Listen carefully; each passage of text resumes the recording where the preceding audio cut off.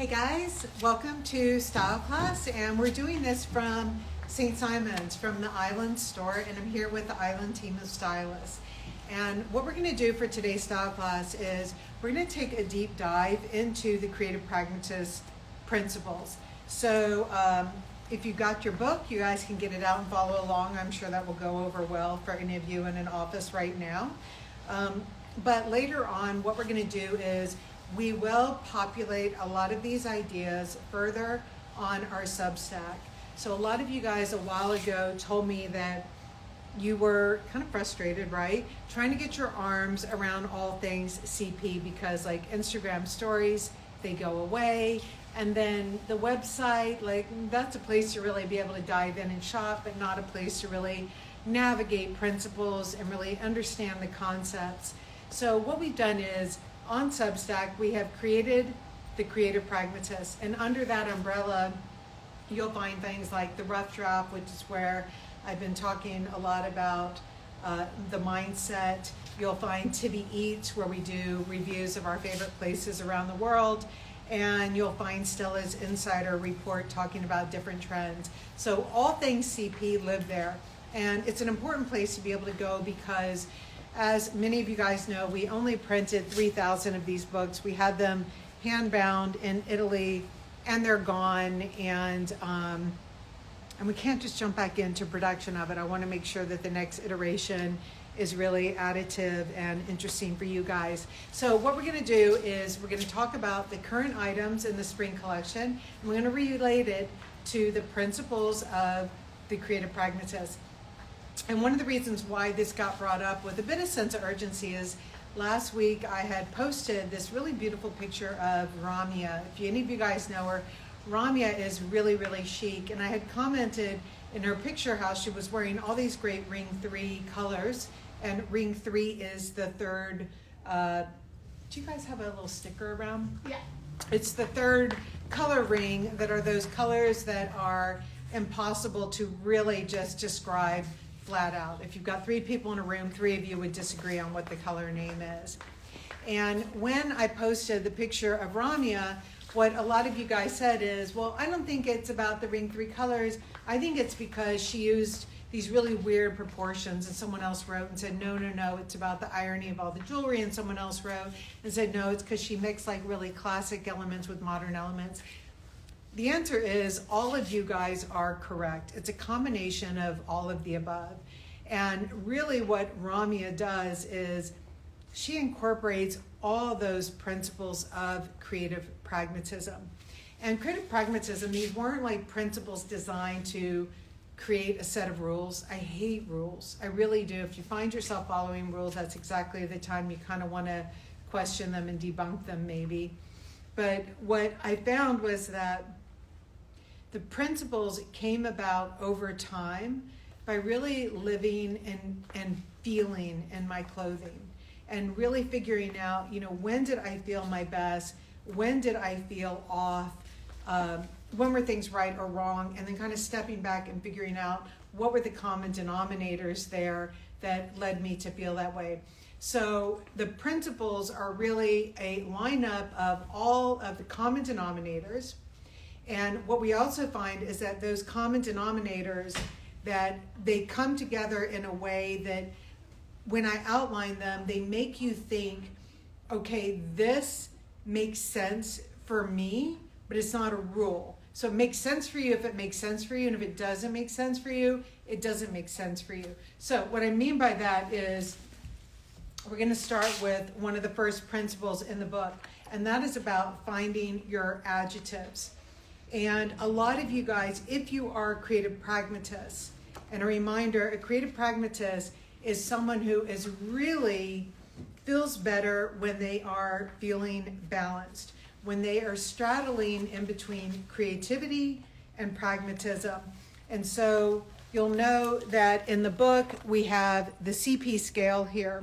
And what the CP scale does is it takes you from highly creative. So we have like Leandra Medine here over that, Lisa Fulawayo, our own Sarah, our brand director, and then all the way over here to highly pragmatic, ending with someone like Sarah Harris from British Vogue, Sherry McMullen right here in the middle, Tamu McPherson right here in the middle. And what this says is that no matter where you are on this scale, you have a through line.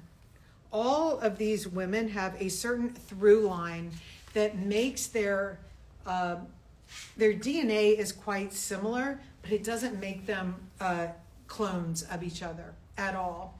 And the through line is the adjectives. And what we found is no matter who it is along this scale, the three adjectives that they tend to embody is these women are all very effortless in their demeanor. They have a certain ease about them. Anyone who's ever met Tamu, you meet with her and you just kind of like your shoulders relax. Like she's just not like all up in your grill. She is just like the epitome of ease. Sherry McMullen the same, Sarah the same. So they've all got this sense of chill to them.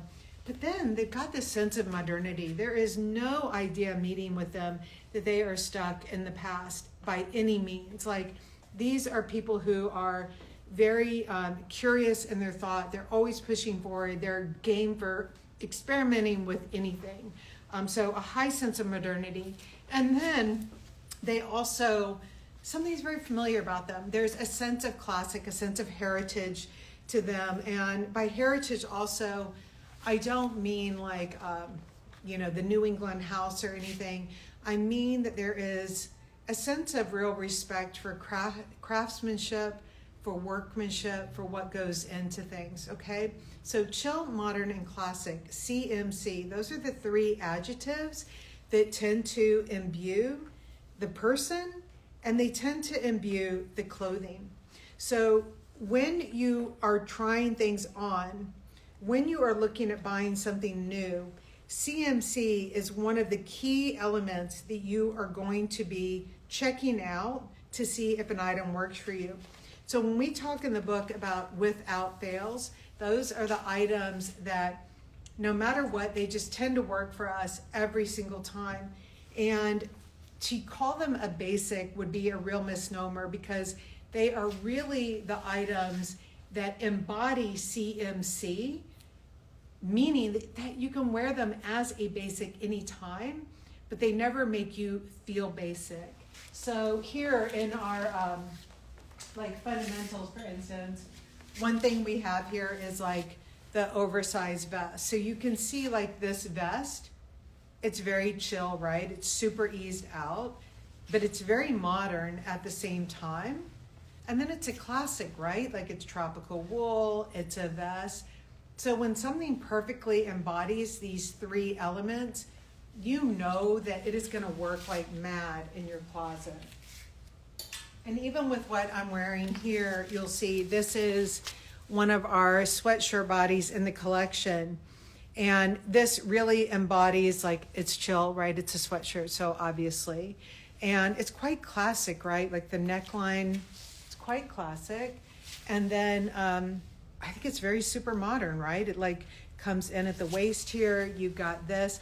So it just makes it where it's perfectly in balance with the way that I dress. It's everything all at once. So if it were highly modern, but then like made out of tinfoil and had like a plunging V-neck, like it would be modern, but it wouldn't be chillin', it wouldn't be classic. So when you get those three together, whether it's a woof or whether it's something from our collection, that is when the pieces really, really work for you.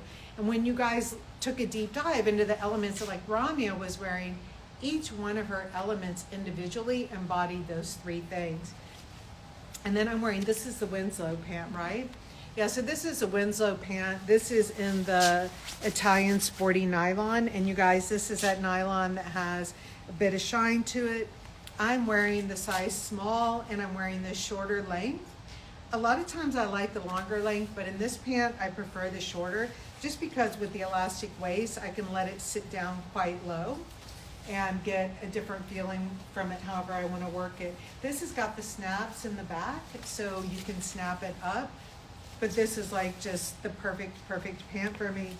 And you can see that when you're at home and trying things on or when you're in a dressing room, what you really want to do is play with the proportions. So one of the other principles that we talk about is the idea of big, slim skin.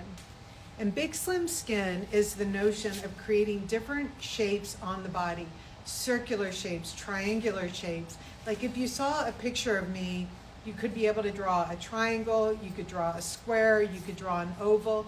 You want to be able to create all different shapes on the body. And when I do all these shapes like this, what I'm not doing is this shape. So the idea of big, slim skin is not about creating a small waistline. It's definitely not about enhancing my bust area. It is just about creating visual interest on the body. So with this wider pant for me, I'm really comfortable here wearing the sweatshirt that cuts in here. And then you see, like, I've got a lot of coverage, right? I've got my arm fully covered, my neck is high, the pants are long here. And when I was trying things on, I had initially started out with the, do you have one of the like Brogue slides or actually here, come on. So I'm gonna bring on Acacia. So you're wearing the slide here. And for me, having all this dark on, and then when I put on the more square-toed Brogue, it felt too heavy for me. Like it was just a little bit too much like big, dark. I couldn't really see shape happening. So that's why I went like with the gold sandal here.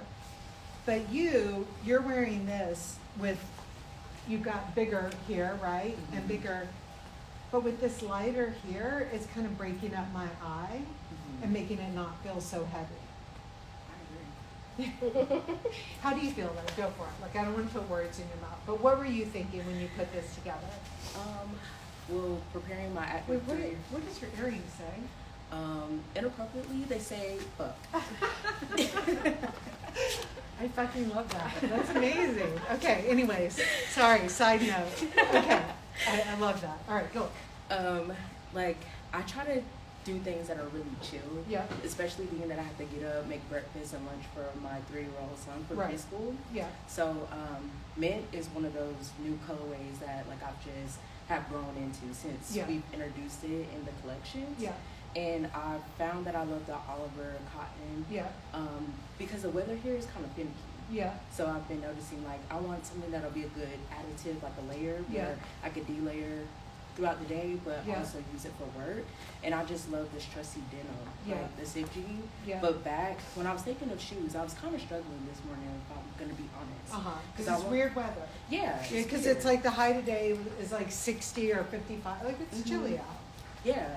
So I wanted something with coverage, but I didn't want to necessarily wear a sock. Yeah. And then I thought about it like the Pedro, perfect. Yeah. Just something like I can slip on and just go to and be able to, you know, virtual business, DMs, day to day. So, okay, so what I want to show you guys is, actually, do you mind grabbing the white Granger? Yeah. So what's interesting is I want to show you what happens when you jump around the color wheel. Because the color wheel is not about giving you directions on exactly how colors go together, but it allows you to start to understand what different colors, what the different combinations elicit in you. Mm-hmm. So if you, here, come a little bit closer, Acacia. So right now, you do not have a sandwich as the Wall Street Journal article, and it's not, they didn't make this up, but like this is like this big trend right now, this sandwich thing. Again, like, fuck the sandwich, like no. But, and it's not a skin sandwich, and we know how I feel about those. But as you see right now, when we talk about one ton or none, the idea of one ton or none is that your eye goes to one place on the body. So right now, my eye is going right to this mint. Everything else is really like just kind of calming, and it's playing like a supporting role for this mint. When we talk about ton, it's when you've like worked in so much like amazing craziness, like when you see something go down Balenciaga's runway that absolutely shouldn't work together and does because you've just gone all the way out there. Leandra is a really good person working ton. Sarah Brody works ton amazingly. And so ton really works when there's so much going on that your eye just lands on the individual. You don't go right to their dress or to their boots or anything. And then the idea of none is like when your eye, it's like if you were wearing this, then I'm just seeing like just you, right? Like I'm just seeing all this, right? So the eye is relaxing. So it's really about the eye relaxing. 2, I didn't say 1, 2, none, or ton. It's 1, ton, or none. Because there's something a little disconcerting to me when my eye doesn't know where to land. So if you were wearing the white here, it's breaking it up to me. To me. And when I say to me, you don't look wrong, but I know when I put this on in my closet, am I looking here? Am I looking there? Something is not settling. And I think the thing about creative pragmatists is you're really seeking that balance that gives you that ease. And there is something less easy about it. And like in the Wall Street Journal article, it had a picture of Gigi Hadid. And I mean, she looked like she was about to like sell me a piece of real estate on the Upper East Side. Like, I was like, where's the chill? Like all of a sudden she looked like this little I'd be like, no, I'm not buying that 6-bedroom from you. So, this breaks up the chill where this is an outfit and this is personal style to me. This is like one level extra. And I think that the thing is that a lot of people associate this with difficult to get to. And that's what the Wall Street Journal kept referencing. They're like, the sandwich, like, why do people eat sandwiches? Because it's like bread, meat, like done, right? Well, this is your bread and meat. You're done. Like you didn't have to like agonize over it. You still got your son out the door. I'm sure he was like pulling all over you the whole time you were getting dressed. And that was cool. Now, while you're here, actually, let me bring up Emma and I want to talk about the rings here. Thank you. Okay. So for you, do you mind grabbing me a tissue? Yeah, I don't know, my like sinuses, whatever. It's like gross. So sorry. Yeah. Allergies. So what I want to talk about is you are really in ring 2 and ring 3. Okay. So your ring 2 is where you have your neutrals. So we've got the white here in ring 2. And the ring 2 are all pretty definable neutrals, right? Like white, tan, brown, blah, blah. But your ring 3s, like olivey-ish, you've got that rich brownish on, you've got this like kind of grayish. Like all of these colors, thank you, are really working together to give this really neutral palette. And so this, when the rings are very close together, like, how would you describe your vibe wearing this when the rings are close together? Ooh, it feels light, earthy. Like, I feel very fresh. Yeah. Yeah. And what makes it, so you use the word fresh, and what's interesting is, what makes it fresh is that you'll see that if you had gone all ring 3, it's pretty together, but imagine like if this white wasn't poking out. When you're all ring 3, it's a little, because your first words were earthy. Yeah. And that's when it gets a little like earthy. Yeah, like almost like muddy. Muddy. Yeah. It gets a little muddy, right? And so the craving is like if you were going to, if you had gone with this palette, I think, yes, you would want like that white popping out because you can see right here, that white is like adding crispness. We have these, you've got one little cuff left here, right, from the Hannah days. The white here, that's where like maybe your jewelry, you're going to have like that pop that gives you that freshness. Totally. And so this is where in your closet, when you start to understand the vibe that you're feeling from these colors, part of the challenge is just understanding what is creating the sensation that you're feeling. And that's what I really tried to do with the principle in these books is I knew that when I put this on that I was feeling a certain way, but in order to fix it, you have to be able to identify the problem. So if the problem is muddy and that you feel too neutral, then what is going to be really sharp and opposite? So one of the things that we talk about in the book is the idea of antonyms. So when you are feeling a certain way, if you feel too covered, the opposite of covered is uncovered, right? So that's where I mix in this sandal. If I'm feeling too dark, I'm going with like something gold and brighter. So you just flip something on its head and work it in. You don't flip it on its head, get undressed, and then put on all brights, because then you're like, well, shit, you know? So it's all about balancing. So you just think of like this equilibrium that you're getting to. And what the principles do is they really just help you they help you tune up your car. They're a basic recipe that helps you that says okay, this should have 2 teaspoons of salt, but if it needs an extra teaspoon, that's when your own taste level starts to work in and you figure that out on your own. Thank you. All right, will you come on? Okay. So I'm bringing on Hayes, and Hayes, how long? I mean, it's been My mom was trying to figure it out. She's like, I think Hayes was in high school when she started with us. I was in college when I first started, but I've been around for 15 years. Yes. It's wild. So wild. So wild. Yay. 15. Okay, so Hayes has gone here. She's got on the really sharp neutral here in black. And then you've got on the ring 3 colorway here. And this is in that circular knit. What size are you wearing? This is a small. A small, okay. So you're wearing the small, and then what size are you wearing in this skirt? In a 6. In a 6, okay. So you've got all of this coverage. So tell me, can you tell me why you chose the different items when you were pairing up? Yeah, for sure. So I've got my slim through my skirt. I am kind of modest when it comes to showing off skin or any of my chest area, since I am a little bit bustier.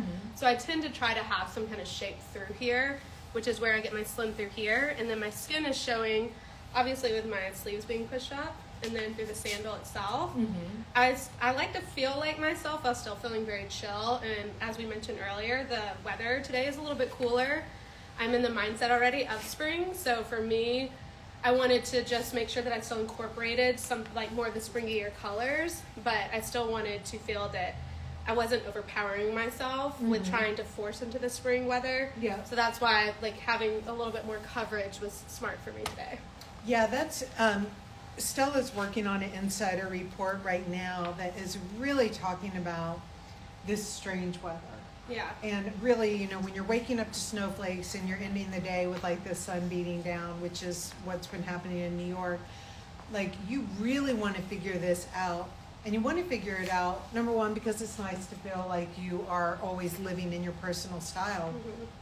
And then number two, you don't want to freeze or get soaking wet. Yeah. So you want to be smart about the way you're dressing. And I think one of the things that Tracy and I think about so much in the design process is what are the colors that we can give, especially for this time of year in spring, that give spring without you looking like the Easter Bunny. Yeah. I feel like this is such a great transitional color. Yeah.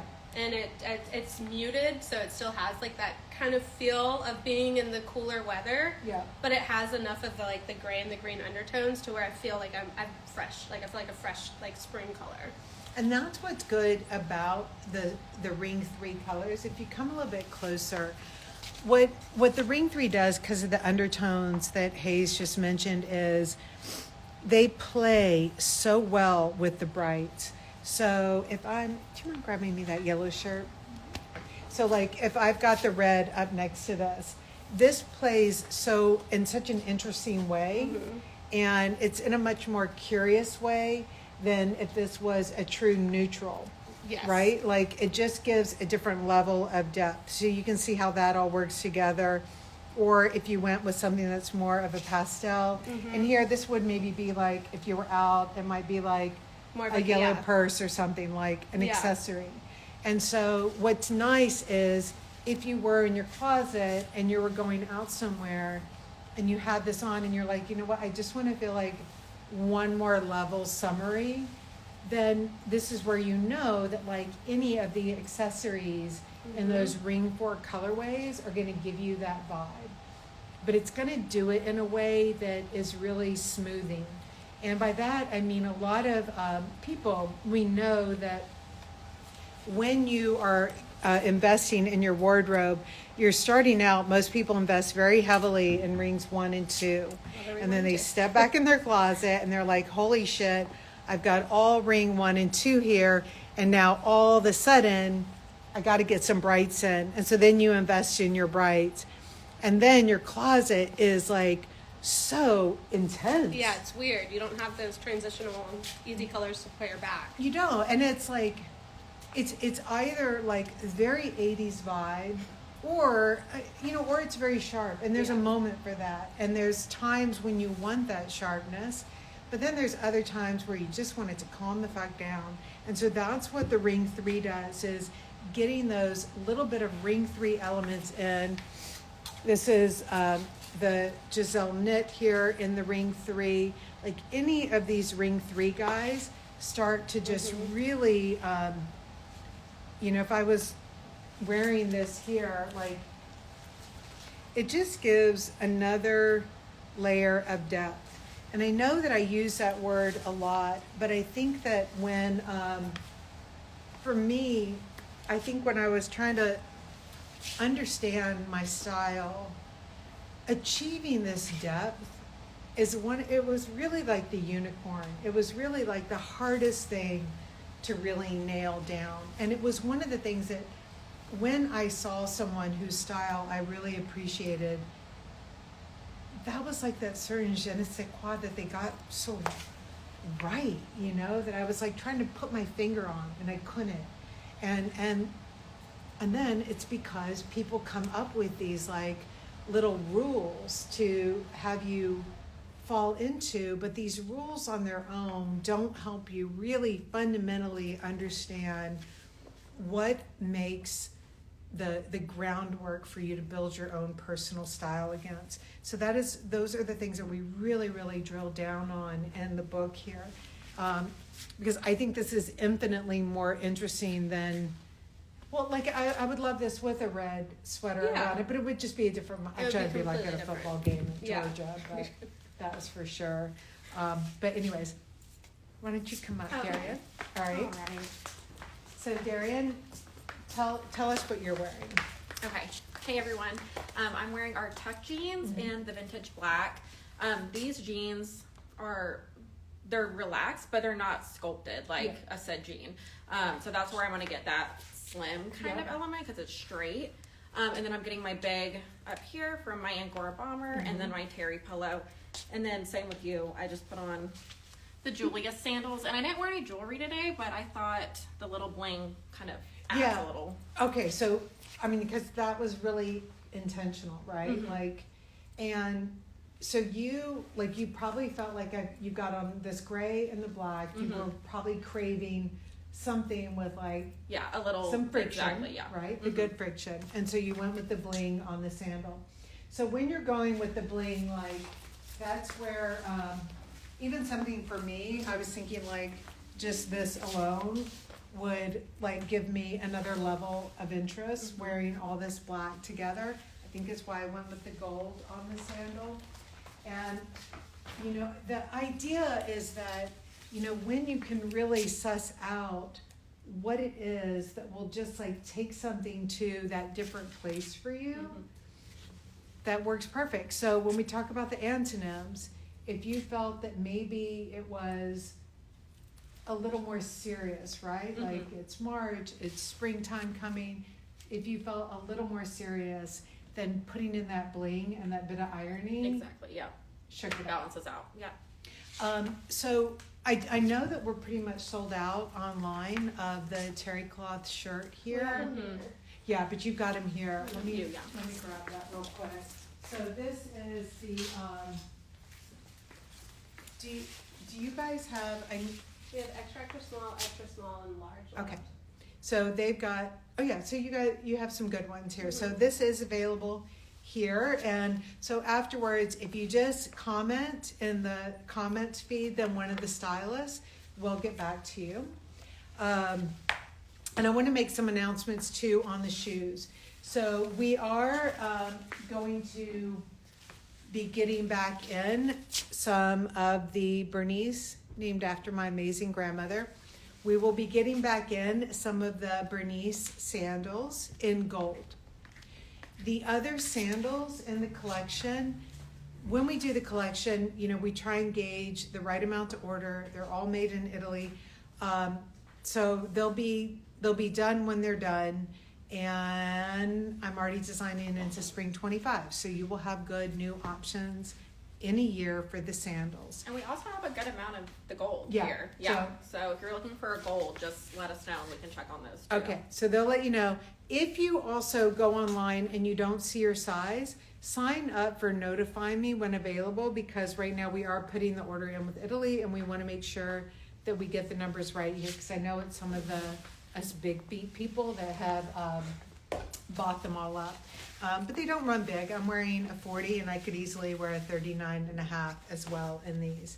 The Seth Sneaker just came back yesterday. He just arrived from Italy. We have a fun new campaign coming out about Seth, showing how this is a sneaker that you are going to make your mark on over time. I love the way it wears, and so embrace it. Embrace every little mark. They are like beauty marks, and you want to own that and embrace it. So the Seth is going to be a very permanent part of our collection. We love him. We worked on him for a good solid year to get him to the right place where we felt like we had nailed the sneaker. We did, and so he's part of our collection forevermore. Okay, other things that we talk about in the book, we talked about Big, Slim, and Skin, and I want to show you guys, Big, Slim, and Skin doesn't just have to be on the clothing. It's also on the shoes as well. So in the book here, you'll see we have examples of what a slim shoe is and what a big shoe is. So for us here, a big shoe is something like, oh, do you mind grabbing the furry guy back there? So he's an idea of like a big shoe. For me, the way that I dress, really like wanting this balance, and I lean into my shoes for that femininity. This shoe is too big for me with this outfit, but I would wear, will you come back? Yeah, because I would absolutely, like with what you're wearing, I would love the shoe here. And even this shoe is a little bit too much for me with this, but when we talk about like altering things in your closet, okay, so you're wearing the big with that, and I love it. I'm going to show the other foot here. So being able to just play and alter things in your closet in real time. So if I wanted to wear that shoe, if I put it on, well, so let me start here. I'm just not thinking so bright today. Okay, so if I put this on all together, like, I don't look like me. No, I feel like you're lost. Yeah, I don't look like me. This is not me. This is not. It's Tracy. Yes. It's Tracy, by the way, and that's where like you just know your thing. It's Yeah. Tracy, but it's not me. So this isn't me. However, if I wanted to make this work, if I was like traveling, this is my option. I don't have a different shoe in my closet, or I'm just like, you know what? I'm really in the mood to make this shoe work today. Just doing that. Yeah. So when we talk about Big, Slim, Skin, adding that little bit of skin there, just like settle the eye, you move around and you can see the difference right away. So this is where, guys, you really, like, when you look at these principles and you realize that they are really underlying the way that you feel in your clothing, when you start moving around with different objects in your closet, you have got infinitely more options when you figure out how to like really play with your clothes. Yeah, I'm gonna grab one more thing here. that does make a big difference. It does. So like, even with these pants, I can see like, if I was wearing, you know, you can also like, if you just want to change the vibe too, like just even adding a belt with it. And what adding a belt with it does is, this is one where if I was going to work and if I felt too sporty, sweatshirt, nylon, I feel too sporty, a way to make it feel less sporty is to add some type of structure. So all of a sudden, a belt that has structure, right? This is a leather belt. You've got the metal detailing. That structure is going to add a tailoring, refined element to this outfit immediately. And this is where one of the other things that you will see if you have people whose style that you follow, like Sarah Brody, like Leandra and others, is they don't overthink things. They're not thinking, well, I can't put on this belt because I don't have a belt loop, therefore I don't have permission to do it. You have bought the clothing. You have permission to do whatever you want with that clothing. There's nothing wrong with you doing something if it feels right when you put it on. So here, it doesn't matter about the belt loop at all. And now all of a sudden, this has really just taken on an entirely new vibe. And this is where all of a sudden I look like I could be in a boardroom, Yeah. giving a proper meeting in it. Well, and it adds the right kind of friction to your outfit too. Yep. You know what I mean? Because it's breaking it up. It's taking your eyes like to different areas. You're not just all one. Yep. So it just feels you have that classic element, like you were saying, with the belt. Yep. And I think that putting these, you know, more modern pieces to it with the classic pieces as well, I think just really, it does take it to the next level, and then it makes it feel, like you're saying, more like boardroom appropriate. Yeah. You can change it up. Yeah. And we've changed this outfit up now many times Mm-hmm. with just like a different accessory.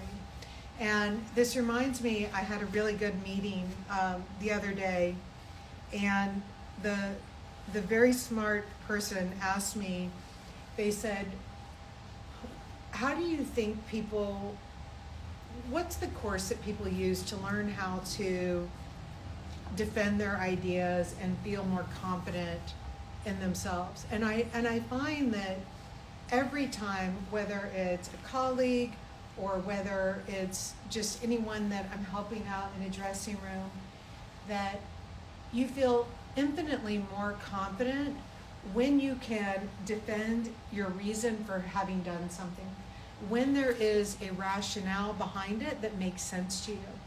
If I asked you as a colleague, like if I were to say, Hayes, why did you not respond to my last 7 emails?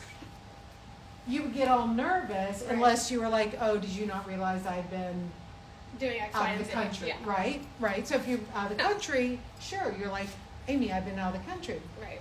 If you were like, I just didn't want to. didn't want to, then you're going to be like, oh, right? And so whether it's something like that, or whether it's even like an idea that you have about something that is right versus wrong, you can always defend it better when you understand the premise behind it, why you believe it, and why it makes sense. So when I understand why I have used this belt to give this outfit more structure, then if you came up to me and you were like, I don't really like that. You put that belt on with those pants. I wouldn't care. Yeah. I would not care. I know why I did it. It makes complete sense to me. I might take the time to explain it to you or not. Yeah. Probably won't if you No. come and say something that dumbass to me. But the fact is I'm so certain in my decision of why I did it that you haven't rattled me at all. Right. Your opinion of whether or not you like it or not simply becomes an opinion. It is not a judgment on me because I have a rationale for why I did it. And I don't mean that you have to have a rationale that is as intellectualized as we just made this. Your rationale could simply be that I like it and Right. nothing more than that. but just knowing that you like it, knowing why you like it, knowing why it worked for you, all of those things become huge confident builders for you. And it takes away that anxiety that, you know, when you're getting dressed in your closet, it's one thing to be getting dressed to think about how you want to feel that day. And then it's a whole nother thing if you're getting dressed really thinking, how am I going to be perceived? And are they going to think my outfit's cool? And like all of those extra layers can really weigh down on you.